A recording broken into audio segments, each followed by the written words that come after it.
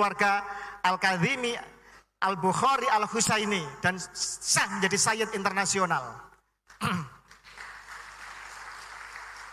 Kemudian dari sisi bedah kitab nasab, itu sebagai pemateri utama, kita balik ini. Karena Sayyid Qori besok harus menyampaikan kebenaran di Banten, jadi energinya kita simpan. Sebagai pembicara pemateri utama adalah Kiai kita, Kiai Haji Raden Imaduddin Usman Al-Bantani. Monggo silakan Kiai. Seorang Kiai muda yang dikatakan sebagai Syekh Nawawi Al-Bantani jilid kedua, karena beliau adalah pengarang kitab yang produktif dan sudah dicetak di banyak negara. Jadi kalau mau debat sama beliau, pikir-pikir dulu Pak. Kalau baru baca kitab, ya kan, baru bisa baca kitab, mau debat sama penulis kitab, ya mikirlah. Beliau juga salah satu anggota di lembaga Bahsul Masail pengurus besar Nahdlatul Ulama. Kemudian dari panelis kitab nasab kita tampilkan Sayyid Qori Al-Qusasi Al-Musawi Al-Husaini dari Aceh. Monggo silakan Sayyid. Beliau juga ulama muda. Beliau adalah keturunan dari Sayyid Ahmad bin Muhammad Al-Qusasi Aceh yang membawa Thariqah Satoriyah ke Nusantara. Thariqah Satoriyah adalah thariqah yang muktabaroh, thariqahnya para wali songo. Ini adalah keturunan cucunya, datang jauh-jauh dari Aceh, sekarang merapat di Jawa untuk punya tujuan mulia meluruskan nasab Nabi di Nusantara. Tepuk tangan.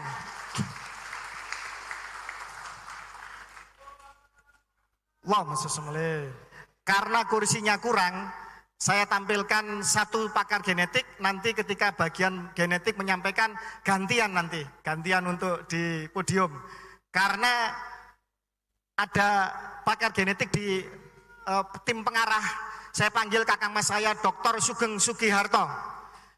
Monggo silakan Mas Dokter. Beliau saya sebutkan ya, karena memang faktual.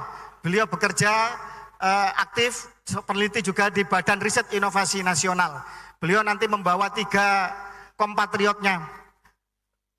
Ketiga sebenarnya Profesor Sandi Sufyadi dan Dr. Sandi Sufyadi dan Dr. Ari. Tetapi Bu Rere, Bu Indrawati, kepala lab genomiknya BRIN, Badan Riset Inovasi Nasional, rupanya gatal juga ini. Kepingin tampil juga, kepingin menyampaikan kebenaran, karena nanti keluarga Wali Songo akan merangkul Badan Riset Inovasi Nasional untuk melakukan tes DNA semua trah keluarga Wali Songo.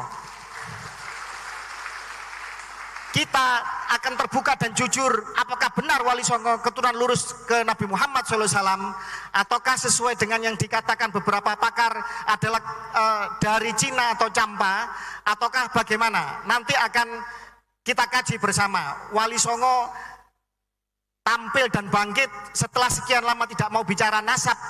Karena apa? Karena dihina. Karena makam-makamnya mau dikaburkan. Karena sejarahnya mau dibelokkan. Maka Wali Songo sekarang mengatakan, kami dulu dilarang oleh orang tua kami bicara nasab. Karena apa? Ilmu dan akhlak nomor 1. Nasab tidak perlu, tidak penting.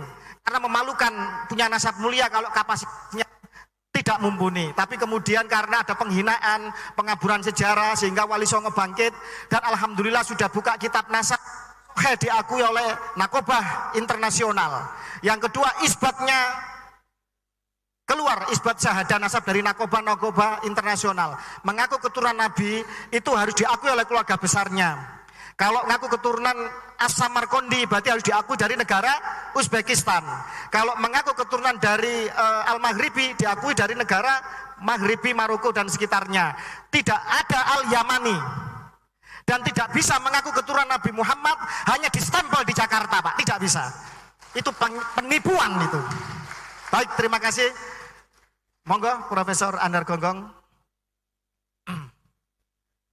Monggo dibantu untuk ke itu.